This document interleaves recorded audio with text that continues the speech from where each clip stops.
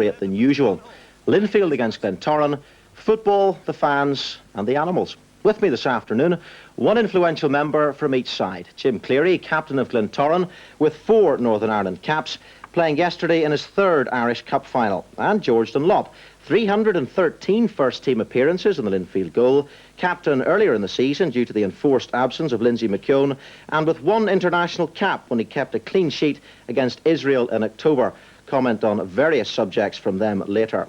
But before getting to the competition on the field, a word about the scenes which marked what is, after all, the most important day in domestic football. At various stages there was violence on the terracing, a cockerel and a pig ran about the field, some fans were arrested, and most important of all, perhaps, a linesman was hit on the head with a stone.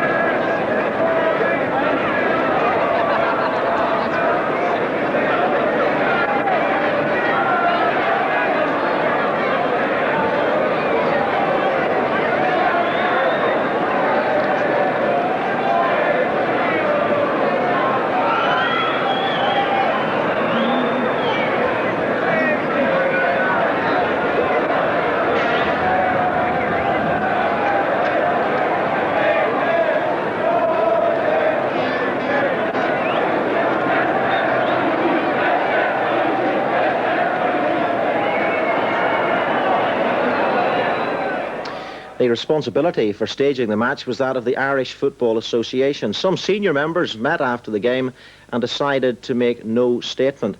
There are several important questions. How did a pig come to get on the pitch at all? It is protected by high railings. What sort of person injured a linesman in action which could have grave consequences? Soccer hooliganism is even more prevalent across the water, but it seems to have become a social disease in our society as well. The problems of solving it are immense. Well, now to the match itself. Linfield against Glentoran at the Oval. Linfield with 4 league titles in a row, but just 3 cup wins in their last 8 appearances. Glentoran, well, they won the cup in 1983 when they beat, in fact it was Linfield at the Oval in a replay, by 2-1.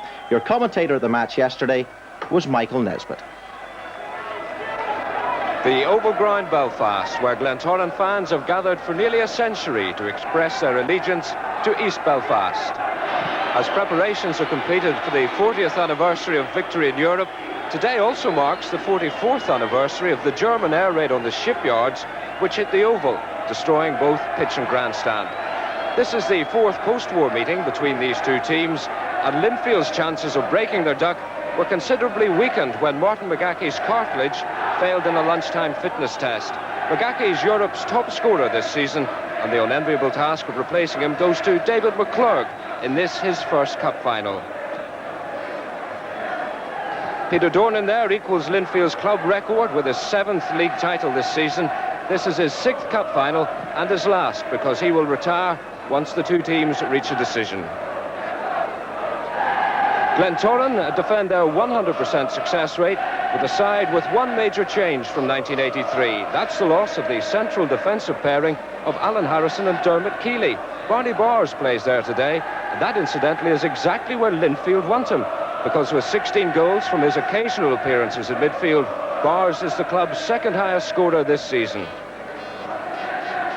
Alan Patterson is playing in his 3rd final against the Blues.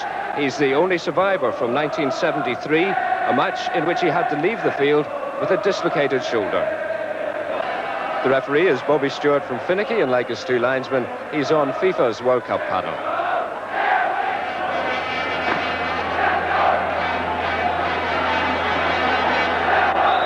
Linfield in the blue shorts and white shorts, blue tops.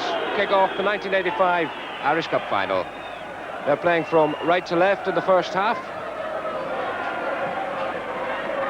And appearing in their 8th final in 10 years, although the record not as good as it has been in the league championship over that time. So far, they've only won 3 out of 7.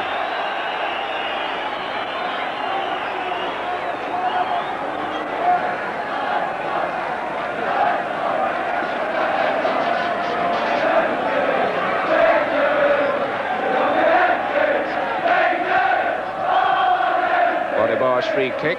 Alfie Stewart. Raymond Morrison was forward.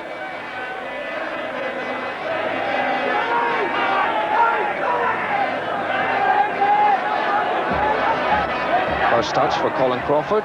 He was named as the Football Writers' Player of the Month for April, a period in which he scored 3 of the 4 goals that he's got for Linfield this season. This is Billy Caskey, reckoned to be one of the most influential members of Glentoran's team.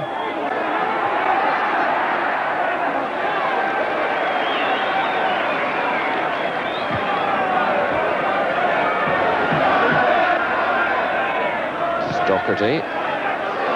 McClurg against Lehman. It could fall for McClurg. Lehman's done well. He's done very well because he's found Jerry Mullen. Good ball for Caskey. Crawford's with him. Blackledge is heading for the centre spot. And Paul Mooney coming across and conceding a corner, the first of the match, to Glentoran.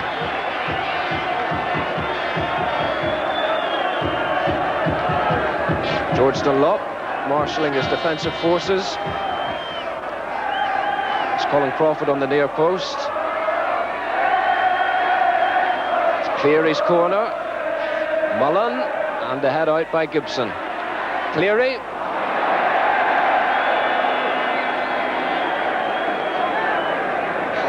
Jim Cleary set up the first goal in '83 and again in the replay here at the Oval, trying to get on the score sheet himself first off in 1985. The Pig back on the field of play. Like the cockerel, he's going to be very hard to shift because he's a bit nippy.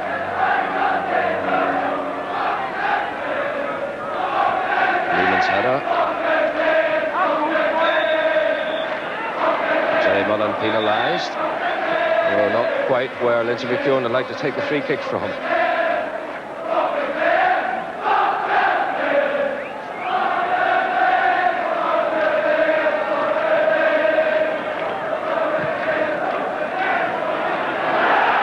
Fallen for Anderson, ball still in play.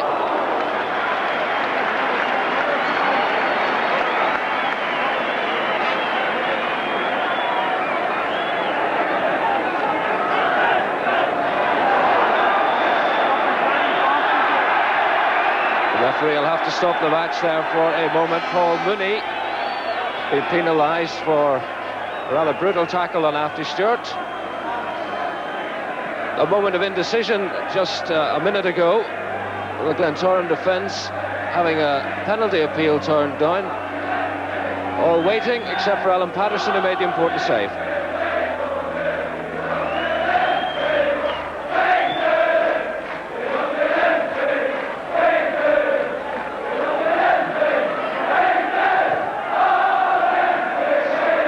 Blackledge and Morrison's picked up on the dummy. And it's taken Colin Crawford to put the ball out of play for the throw-in. It's Caskey.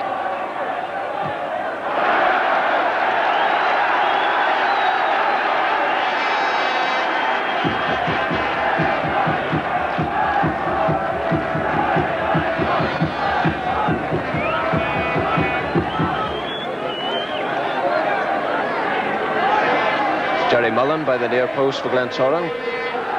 And it is Mullen, and despite McEwen's efforts to stop it, it is Jerry Mullen who opens Glentoran's account.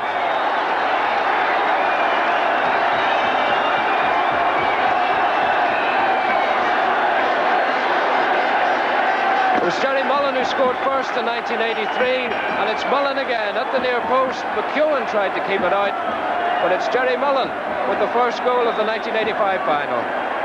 The curling corner from Cleary to the near post. Mullen rising well. And that's 1-0 to Glentoran. McKee and Neal, like Caskey and Crawford. McClurg, down he goes. No complaint this time from Paul Dixon. The referee's going to have a quick word with him anyway.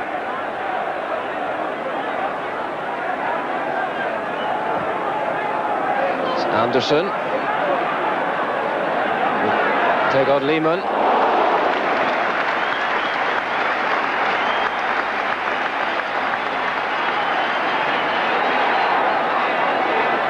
Confident play this by Trevor Anderson. Took on his man, narrow angle, forced a corner out of Alan Patterson.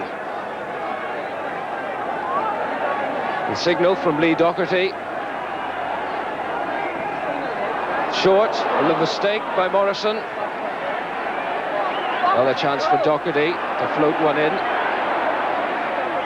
Support from Crawford.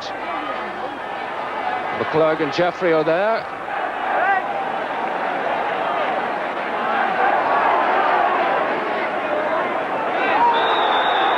This time the referee will blow the whistle. The feet have been rather high. And this time it was Jim Cleary who was penalised. Jim Cleary going in a little late and a little high with the tackle. That's Caskey. Good tackle by Colin Crawford.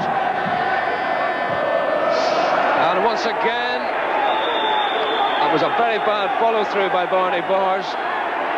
And Barney Bars will be the first to be booked.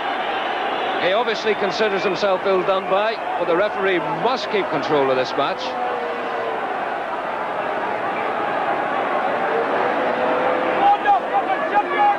As Bars goes in, he follows through very late indeed.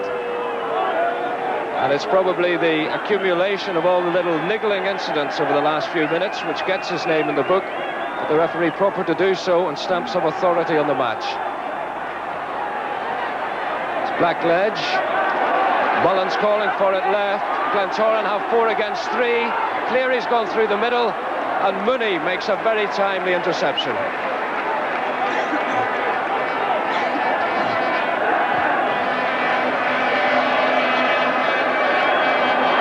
That could fall from McClurg. Dornan's calling for it. That's Docherty, McEwen, and Dornan. That's Mooney, McClurg.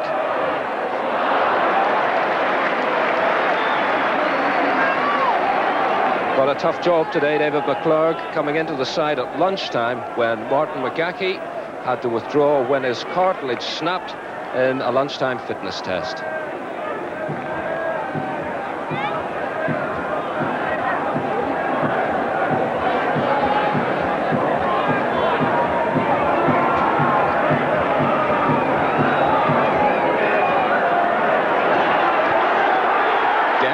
In very hard, but that was fair. Dornan. Flag up for offside against Gary Blackledge.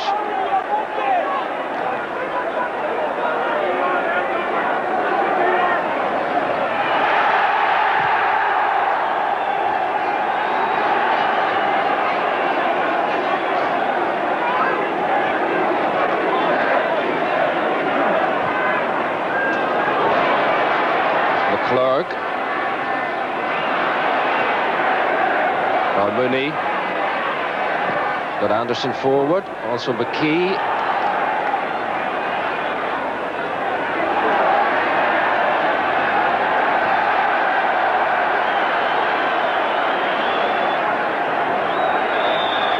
And now attention for the 2 Glentoran men who are down. Frenetic action in the middle of the field. The slice clearance, and in go the 2 men, collide with each other. McEwen comes out okay, and the 2 Glentoran men needing some treatment.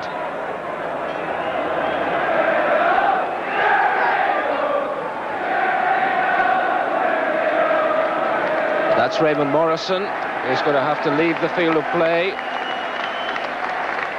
Looks as if he's got slight concussion after the clash of heads.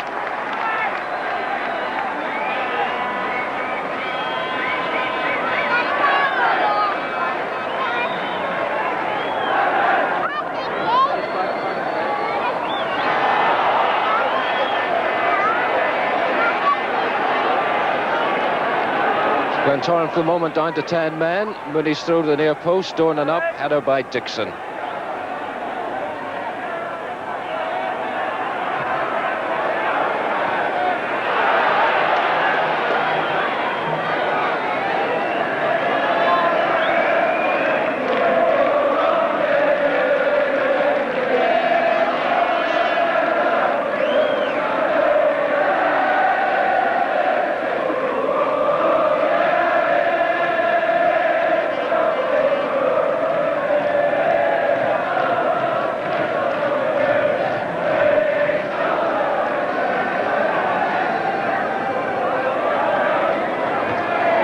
Nice header. Gibson. And Cleary forward.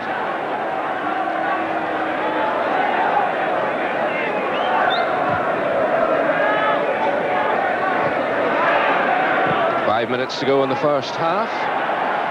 As Anderson goes chasing with Bars. Linfield's throw in.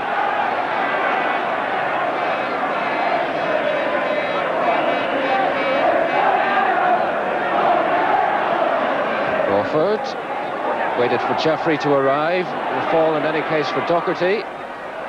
Tackled by Stewart, and that will be a goal kick. No, in fact, it's going to be a free kick. Alpha Stewart has been penalised. Opportunity then for Linfield.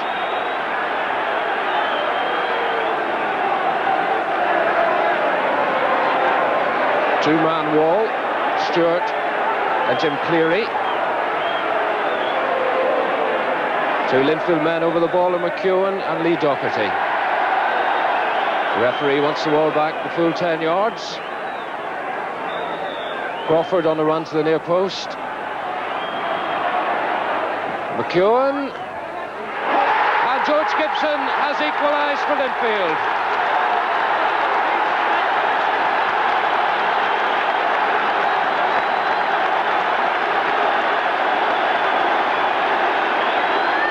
McEwen's free kick met perfectly by George Gibson, who beat Alan Patterson to the corner.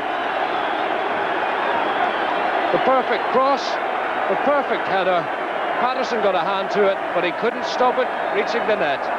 George Gibson then, who scored in the first round against Banbridge, gets a goal in the final.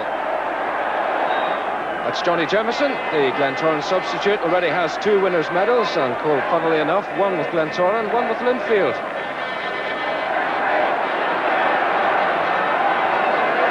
Cleary, well run by Crawford, tackled by Dixon. And now McClurg and McKee, and a particularly bad-looking tackle by George Neal. Certainly worth the booking.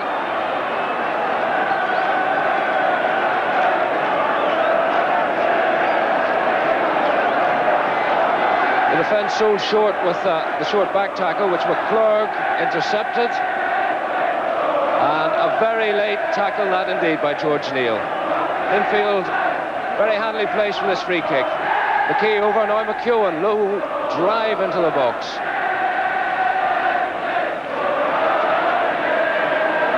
It's Doherty. And now McKee again.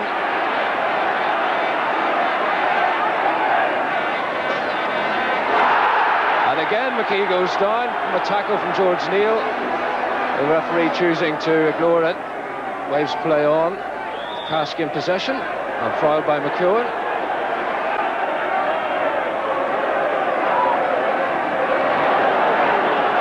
Dixon's route to goal is blocked by McClurg. With Bars with a similar problem. In fact, he can't find Alan Patterson.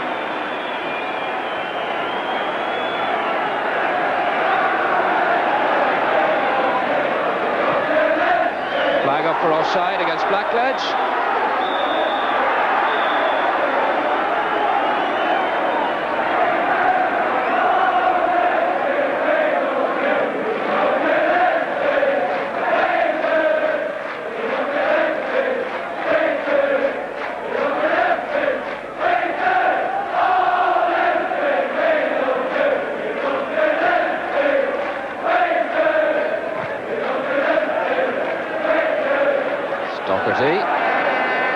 McClurg playing himself into the match. McEwen, Doherty, and a throw to Glentoran.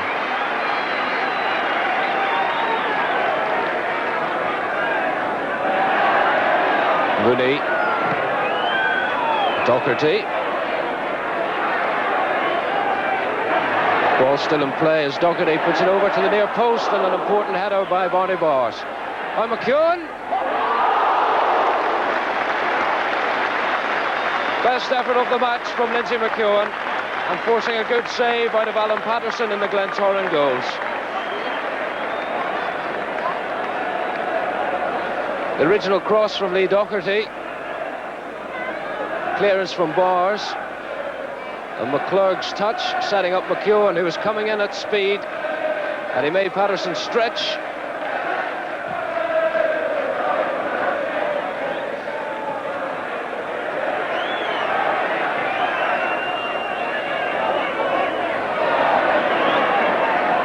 Rooney had 2.5 minutes of injury time as the referee calls a halt to proceedings. David Jeffrey on his way off, content with a fine first half performance.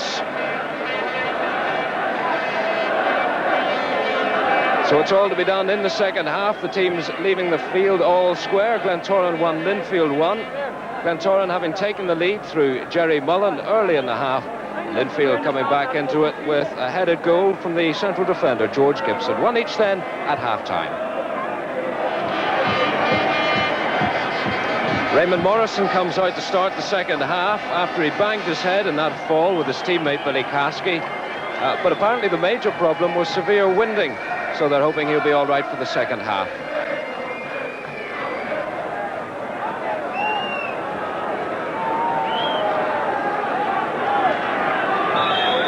Glentoran attacked the city end away to our left in this second half. The two teams with 45 minutes to sort out the destiny of the Cup today.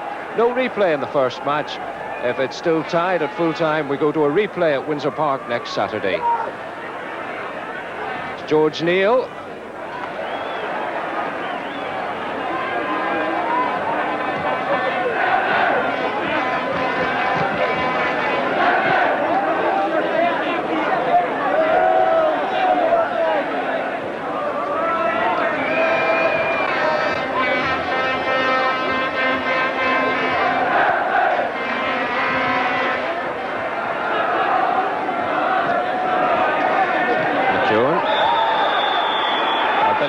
Well, Neil's name is about to go into the book.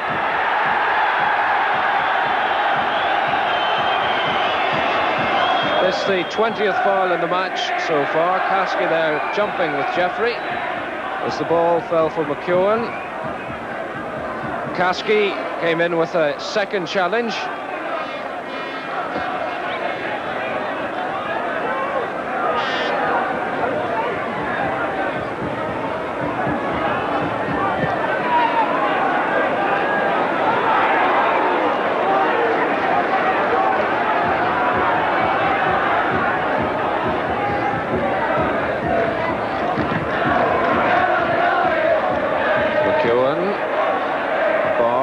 Been a little slow and he's in big trouble. Appeals for a handball, the referee rejects it. And Glentoran survived the moment. Neal.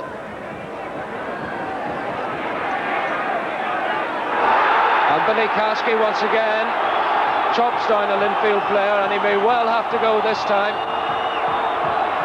Booked 1 minute ago, and having a stern talking to from the referee, who's going to let him away with it. It would have been sad to see Billy Caskey having to leave the field, but as he was booked just a minute ago, that was a very silly challenge indeed. No chance of making the ball.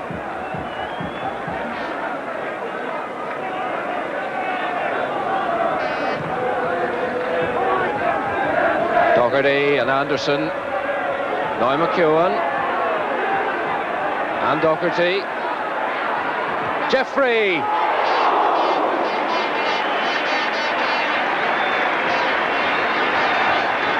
The best chance of the second half from David Jeffrey with 11 minutes on the clock. His central defensive partner had scored in the first half. That was George Gibson. David Jeffrey fancied his chances. Right foot first time, just wide of that post. Mark Blackledge. Support arriving through Stewart. Cleary is the only man forward. This is Cleary. Appeal for a handball. And Paul Mooney doing the sensible thing in Linfield terms. Anderson could make something of this. Support comes from McKee. And now there's a break on. It's 4 against 3 for Glentoran. This is George Neal on the left foot. Well gathered by George Dunlop. David Jeffrey very unhappy with the challenge coming in from Gary Blackledge. Blackledge and Dunlop seem happy enough.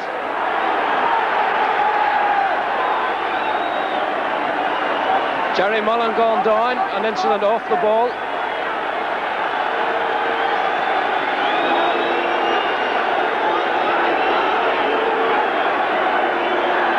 Jerry Mullen explaining to the referee what happened.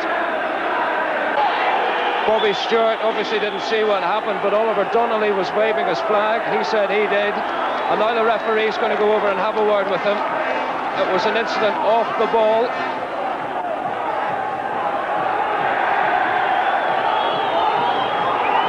This is the incident as seen from behind the goal, with George Neal coming forward.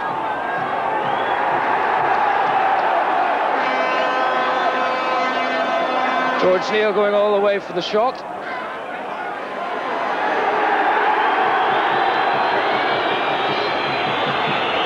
And George Gibson is to get his name put in the book. He's the culprit, the man who put Jerry Mullen on the floor. The information coming from Oliver Donnelly, the linesman, the only man to see that incident. So George Gibson goes into the book, fifth man to be booked, first for Linfield.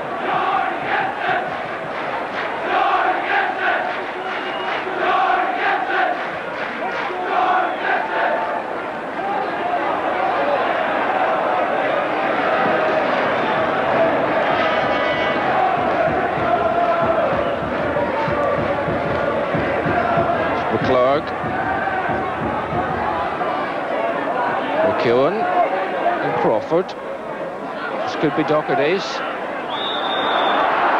Free kick against Alfred Stewart.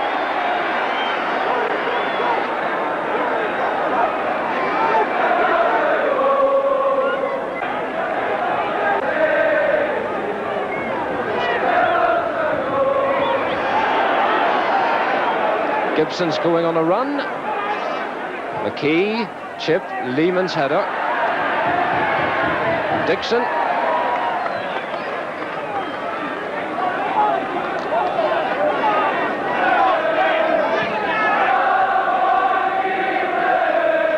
It's Dixon again.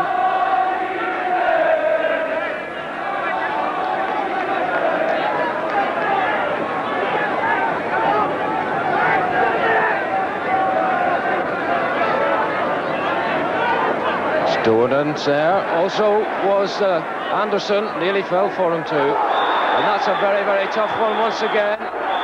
Both players are hurt. Referee wants Mooney on his feet. Billy Caskey coming off by far the worse. Referee calls Paul Mooney back. Reaches into his top pocket, pulls out his book.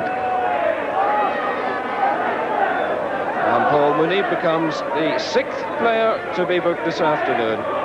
Second for Linfield, George Gibson went in a few minutes ago. Bars, Neal, Lehman and Caskey have all been booked for Glentoran.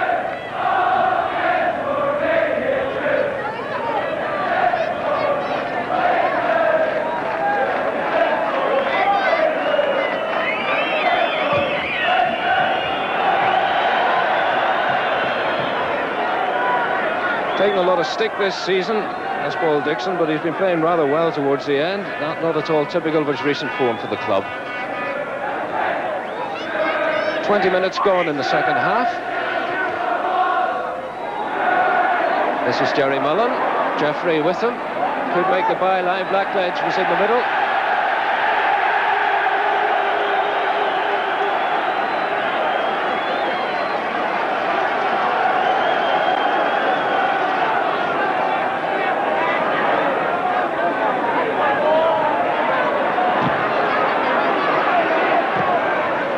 Anderson,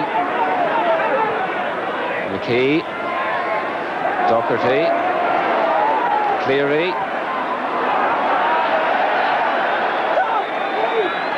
Caskey was on his way. The message obvious. Concentration and effort needed. The game still deadlocked at one apiece. Fine tackle by Tommy Lehman. He's got Kasky outside him. Mullen now on mark. Lehman could go all the way.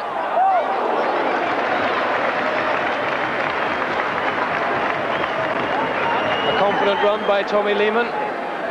Carried at 40 yards before he took the shot. Lehman picking the ball up in his own half and carrying it a long way. David Jeffrey trying to draw him wide. And a 25-yard shot, which forced a good save from George Dunlop. Linfield make the substitution. It's Trevor Anderson who comes off, and on comes Billy Murray. Missed 4 months this season with injury, but a man who's always liable to turn a game for you. That's the intention, with the teams locked at 1-1.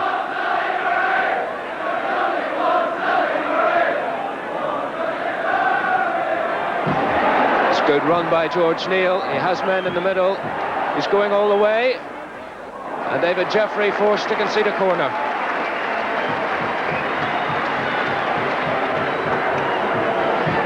That's George Neal's best run in the half. Always keen to come up on the overlap. An old-fashioned attacking fullback, George Neal. Cleary's corner, in swinging again. Good take by George Dunlop.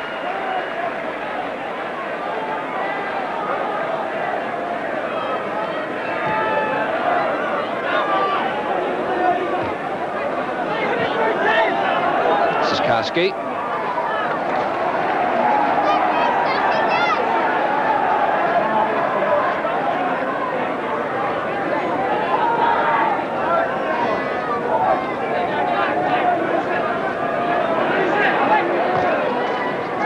Lehman didn't see Jerry Mullen running towards him. And the height of that is a goal kick to Linfield.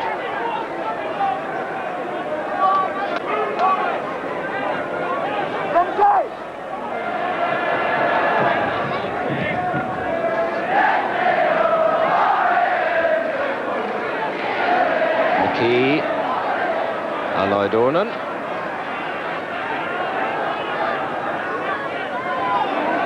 Crawford. Doherty against Stewart.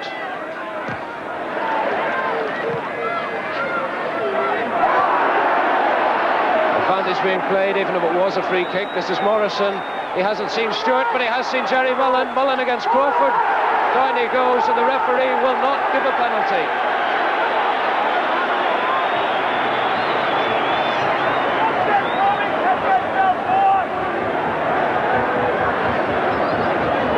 And referee forfeited harmony over that decision. It was Jerry Mullen and Colin Crawford, the tackle by Crawford, and he did seem to get a touch to the ball. This is Murray looking for McClurg. Bars is with him. McClurg's got a cross in. Dornan just couldn't meet it. Can Doherty? Dornan. Stewart still not clear. Blackledge finds Mullen. Doherty comes down, followed by Lehman.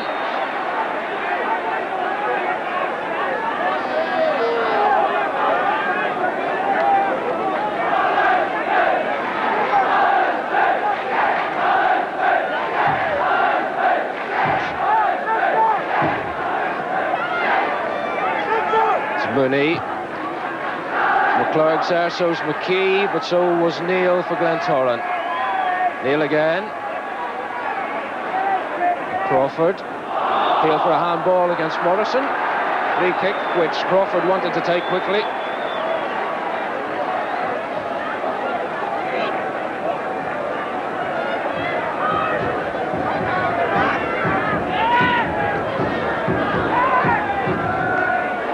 Up goes McClurg, also Bars.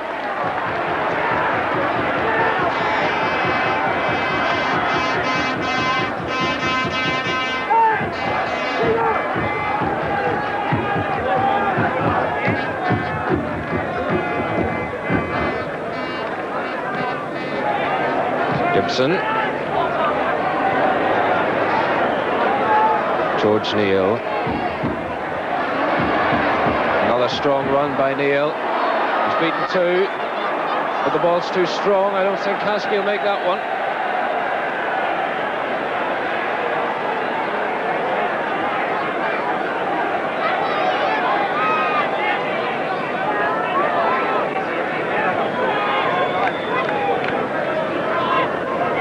Bit slow on the turn, that pig.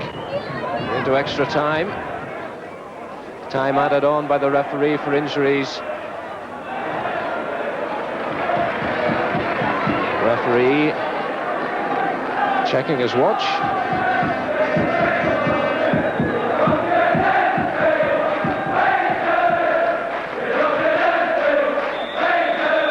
And the referee blows his watch to bring the cup final to the end of its first 90 minutes, because we're going to have a part 2 next week at Windsor Park.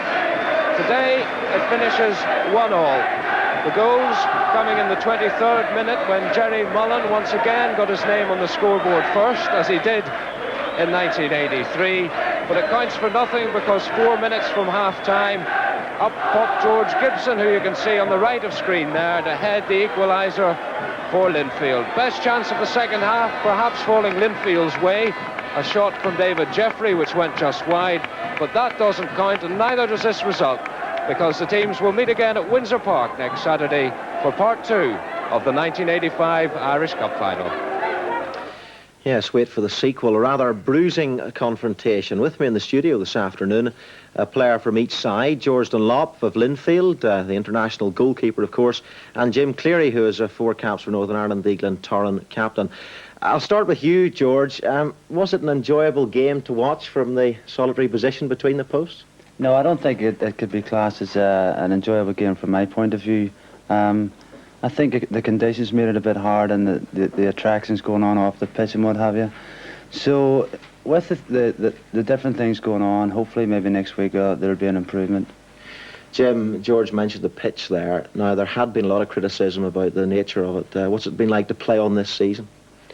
Well, it was pretty good up until about 5 or 6 weeks ago, and we played, I think, 2 Saturdays on the trot on it, and one of the Saturdays we had a bit of a torrential downpour right at the start of the match, and consequently it cut up. You know, I think at one stage in that game the referee was considering calling it off, and obviously, you know, Billy Crawford just hasn't been able to get the work done with it that he would like to have got done with. But the pitch, I think, was very, very bumpy, and the match in general, I think you have to be honest, it was very poor. And I think there was a number of reasons. I mean, Glentoran Linfield matches are traditionally filled full of tension anyway, you know, and then as George says, the goings on off the pitch, and that didn't help things.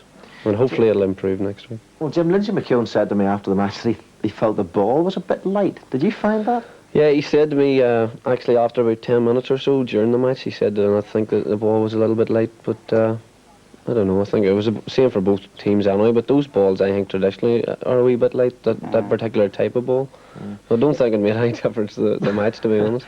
It seemed to be a very bruising battle, particularly in the midfield, tackle after tackle and foul after foul. Yeah, it was. I was saying to George, you know, none of the 2 midfields really got on top, and nobody was really able to put their foot on the ball and control the game, and consequently it deteriorated just throughout the 90 minutes. But it was pretty bruising. I thought, in fact, the referee maybe was a wee bit too strict, you know. I think there was a lot of niggling fouls, and another reason I think too why the match was so poor, because there were so many stoppages, there was never any chance for it to flow. What did you think of that from the goalkeeper's position? Well, I think it's fair comment, you know, but I think, as Jimmy said, in the big 2 games you can expect a lot of hard tackles, but it's just a matter of getting up and getting on with it. The referee, I think, speaking to someone later, he stopped the play 56 times or something, and it's a bit much, you know, because in a cup final you want to keep the game flowing.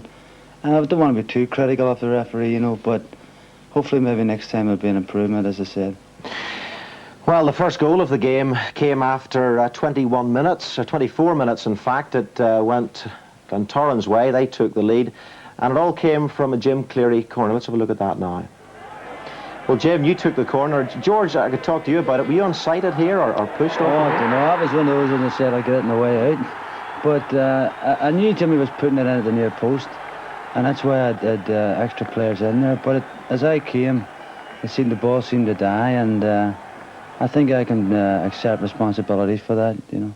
You would take responsibility? Yeah, I would take responsibility for that. And you didn't really have all that much to do apart from a couple of incidents in the game? Well, after that, looking at that there, it's just as well. But no, it was, as I say, the conditions made it very hard, both for players controlling the ball and setting themselves up for shooting opportunities, you know. So hopefully maybe next week the pitch will be a lot better, and then we could have no excuses. Jim, Billy Caskey, a very competitive player always anyway, but do you think he was lucky to stay on the field? Well, people have said that. Obviously he was booked for a bad tackle and then he committed another foul straight after it. But he may have been lucky, okay, you know. Just glad he wasn't sent off, because obviously they missed next week's match. But I think, actually, we were just talking a few minutes ago, Paul Mooney, I don't know, but myself and George thought he had been booked in the first half for an incident with Alfie Stewart. And then we've seen the referee taking his book out to him again in the second half, so I don't know whether it's true or not. But George seemed to think the same, that he had been booked first half, so he may have been a little bit fortunate too to stay on. It seems then that Paul Mooney was the lucky man. The second goal came just before half-time, 3 minutes before the interval. And it was the equaliser by Linfield, and the scorer this time, a defender, and it was George Gibson. Jim, this time, if you could tell me what you thought of this one. Well, I think it's all down to slack marking on our defence's behalf, to be honest. You know, it was a great ball knocked in by Lindsay McCone, and George Gibson, I think you can see it. He really has a free jump at it. It actually hit Gary Blackledge on the way in, though it's hard to... You pick it up if you watch it a couple of times there. It hit Gary Blackledge on the arm on the way in. I don't know what Alan Patterson thought of it, whether he should have got to it or not. I'll ask him on Tuesday night. But you didn't see on the replay there, but the initial incident where which resulted in the free kick, I thought seeing it today again that Alfie Stewart had played the ball, and it was in two minds whether it should have been a free at all. To be honest, I'm not being biased or anything. No, I wouldn't think so. George, you must have been happy at that stage to see Linfield get back in equal terms after what you've now admitted was your mistake. Yeah, probably so, because it's always going to be difficult for us to score without Martin McGackie. But getting back in the game so early, just before half-time, it really set us up for a good second half, as we had hoped. I think that's something we haven't really mentioned so far, the loss of McGackie. I watched him have that fitness test in the morning, and there was a wrenching crack when he had his fitness test and he fell in a heap on the ground. But Davy McClurg, he took a while to settle. Yeah, well, Davy, I think when the team was announced, he was a little bit nervous and a little bit uptight, a bit surprised to get into the team. But once he settled down and got the ball and got a feel of it, he did quite well, and we were very happy with him. Now, Jim, Linfield weakened by McGackie, but I suppose Glentoran weakened to a different extent in that Raymond Morrison was injured quite badly. Yeah, well, he was actually knocked out. He was out for the count that time he did of the clash with Gary Blackledge. And I don't think he really recovered from it. I think he was still suffering a little bit of concussion, obviously. Right, well, the match could well have been decided because there was, well, was it a penalty? Was it not a penalty? We're about to find out. We hope perhaps answer that question. It was Jerry Mullen put through a ball coming from Jim Cleary. And here we see it. It's Raymond Morrison. Well, Raymond Morrison, in fact, he flicks the ball through to Jerry Mullen. And in comes the tackle, and down goes Mullen. The referee says no. George, you were in the best position to see this. Yeah, well, looking at it now, it looks a bit dodgy from what it did yesterday. But I think, as you can see there, Collins played the ball away from the direction that Jerry was going. I think Jerry was looking for a penalty, actually, because he had an opportunity to shoot earlier. And I think he knew that Collins was coming in and was hoping maybe to get a penalty. But when I looked at it again, I don't think it was. But that may be a biased opinion. Yeah, I think if we can maybe just run that again. Have another look at it, could we? And maybe have another look at it. I think there was a lot of cries from the crowd, penalty, penalty, and a lot of people seemed totally convinced. But after the match, you said to me straight away that you didn't think it was a penalty kick. So let's have a look at it again. There's the ball through. I think, as you can see, well, he's cut his leg there, hasn't he? Yeah. Can we have another look at it again, Mark? He seems to have caught his leg there, doesn't he? Yes, I think he maybe just clipped him on the ankle. Yeah, it looks a bit dodgy, to be quite honest with you. Yeah. But I'll take an unbiased point of view and say it shouldn't have been a penalty. There it is again. On your request. Yeah, see him coming through. Yeah, I think there's the ball. The ball's being played away now from the direction Jerry's going. Yeah. So I think Colin's foot has maybe caught his leg there. Yeah, we'll move it on slowly here. You can see the ball's moving away from the angle Jerry's coming in. So in fact he might well have just got a touch on it. Yeah, I think he's caught the ball ball first and then Jerry's legs caught his foot. I think so anyway. Jim, looking ahead to the match next week, can you see a change in style or pattern, or is it going to be as frenetic as this one? Well, it may not be as bruising. I hope it's not. but I think it may be more open football. I think Windsor Park's in better condition at the minute than the Oval is, and it may help, you know, the actual ground conditions. But there'll still be as much tension and all as there always is in Linfield Glentoran matches. But I think there'll be an improvement. I don't think it could get any worse, do you, George? I hope there's one less foul on the pitch anyway, and that's a rooster. Very good. Will Martin McGaggy be fit? I mean, it didn't look likely to me yesterday. No, I think speaking to him last night, he's resigned to the fact that he's going to have an operation. Now, whether during the week or not Len can do anything, who knows, but I doubt it very much, and I think he'll have to have an operation. Okay, well, let's change the subject slightly now. There were 17 hooligans, if you like, in court this morning following the match, all on remand for charges varying from disorderly behaviour to assaulting the police. All of them, thankfully, must report to the local police at 3 o'clock next Saturday afternoon, which means, of course, they won't be able to cause any similar trouble at Windsor Park. George, 2 years ago at the Football Writers' Dinner, I remember, you had a plea for the end to nonsense like that. That plea came a few days after the 1983 final, and we had the riot. I mean, what are your thoughts now, 2 years on? Well, you know, I think one of the biggest problems of all the trouble is alcohol. I think during the game you can hear bottles and what have you smashing, and I think, you know, if the police could stop maybe the people getting in with bottles, and if they see people coming in with too much alcohol, they have the right to turn them away, because at the end of the day I think the root of all this trouble is alcohol. A point was made to me last night that perhaps the blame's television, because these people know they're on TV. No, I don't think that would be the point. I think it's, you know, when people do get so much alcohol in them, they're just inclined to go a bit overboard. And it's probably people who work along with each other, and when they get the alcohol in them, they see each other with horns. Jim, your thoughts? Yeah, well, I probably agree with George. You know, I think alcohol is part of the problem. But I mean, myself and Lindsay McEwen went on television 2 years ago as well after the first final, '83, and appealed to them then, you know, not to bother, because I mean, the people that do that, they're only coming along to cause trouble.